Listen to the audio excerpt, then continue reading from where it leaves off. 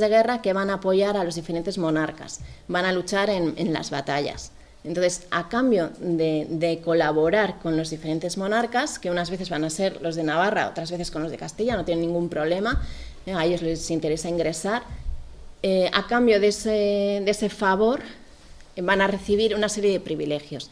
Y entre estos privilegios está la donación de ferrerías, la donación de tierras, la donación de molinos. Y en el caso de Irún, el primer señor que está documentado es el señor de la Astaola, que también aparece como señor de la Astola. Este señor, este hombre, es un señor, se denominan señores de la tierra, señores de la guerra, ¿no? Porque participan en las guerras, y señores de la tierra porque controlan y dominan un territorio, ¿no? Tienen bajo su dominio a una población. Y el señor de la Astaola tenía su casa solar en la orilla del río Bidasoa, con lo que ya nos está indicando la importancia que tiene la pesca también, el río. Tenía una nasa bajo su control, tenía cultivos y tenía lagar. Que tuviera todas estas propiedades implicaba que la población que hiciera uso de estas propiedades, el molino, por ejemplo, tenía que pagar una renta al señor. Maquilla se llamaba, ¿no? El impuesto que pagaba por llevar el maíz no, todavía no, el cereal para hacer harina. Y el primer documento donde aparece mencionado este señor es un documento de 1299, donde se firma una tregua de paz entre el señor de la Astaola y el concejo de Hondarribia.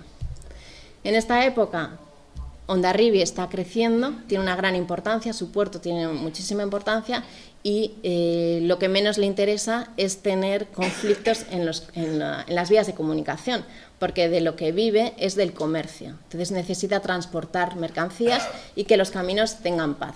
Y estos señores, una de las cosas que solían hacer para ingresar más era aprovecharse del bandidaje. Entonces, asaltaban a las mercancías, a las mulas, robaban ganado en beneficio propio, claro. Y entonces, muchas veces no era el propio señor el que lo hacía, evidentemente, sino que tenía a sus vasallos, ¿no? Que eran los encargados de robar. Y esta gente huía a Aquitania, huía a Navarra. Entonces, el concejo de Hondarribia no tenía potestad. Una vez que huye esta gente fuera de sus dominios, ya no pueden arrestarles. Con lo que generaba un gran prejuicio para que hubiera tranquilidad en los caminos. Y se hace necesario que haya paz entre el señor de la Astaola y Hondarribia. Y finalmente, bueno, la situación favorece a Hondarribia y se firma la paz. Y en este documento de 1299 se mencionan, bueno, este dibujo también es de otro mapa donde se ven las salmoneras, las nasas salmoneras, que se ponían las nasas a lo largo del ancho del río. En este documento de 1299 se menciona la palabra parientes, que los parientes en esta época no solo significa la familia del señor, sino toda una serie de personas que están vinculadas de una forma o de otra con este señor. Y son personas que van a apoyarle en caso de que el señor de la Astaola tenga que luchar contra una determinada persona, contra un determinado grupo. Los parientes van a acudir con él a ayudarle. Y entre estos parientes aparecen apellidos como Lascoain o Lagaray, Aguirre, que casualmente estos aparecerán también 2 siglos más tarde con conflictos con Hondarribia. Conflicto entre estas élites rurales y Hondarribia se va a mantener a lo largo del tiempo. Y en Irún también, así como estos señores tenían luchas contra las villas porque tenían intereses encontrados. los señores también tenían luchas entre ellos mismos, ¿no? Porque, por el control del territorio. Y en Irún es una zona que se encontraba en medio entre diferentes señores de gran importancia, que controlaban, que dominaban el territorio. Tenemos en Aquitania al señor de Urtubi, el señor de Semper, que estaba cerca de San Juan de Luz, en Oyarzún los Ugarte, en Vera Alzate, y entre ellos estaban siempre en lucha. Y solían pasar, hay una descripción de 1413 en el que el señor de, bueno, los Gamboa, que estaban aliados con los Alzate, pasan por Irún para luchar contra el señor de Semper. Entonces, esta zona también pues, fue un lugar de encuentro y de paso de la lucha de bandos que caracterizó a Guipúzcoa durante el siglo XV. Y además de este señor de la Astaola, las fuentes documentales que se conservan relacionadas con Irún hablan del señor de Urdanibia, del señor de Aranzate, el señor de Alzubide, el señor de Aristi. Todos estos señores tienen sus ferrerías, tienen sus molinos y tienen además una casa-torre, que es la casa-torre, además de ser la vivienda del señor, es el lugar neurálgico para el linaje. Suelen estar situadas muy próximas a los puentes, también suelen estar muy cercanas a las iglesias, pero, por ejemplo, la torre de Aranzate, al lado, era una zona de paso, un puente, y se situaban así porque controlaban así todas las mercancías y todas las personas que pasaban, que tenían obligación de pagar un peaje. Por lo tanto, o sea, a través de todos estos mecanismos, de la casa-torre, de las ferrerías, de los molinos, terminaban controlando a la sociedad, ¿no? Dominando a la sociedad y ingresando dinero.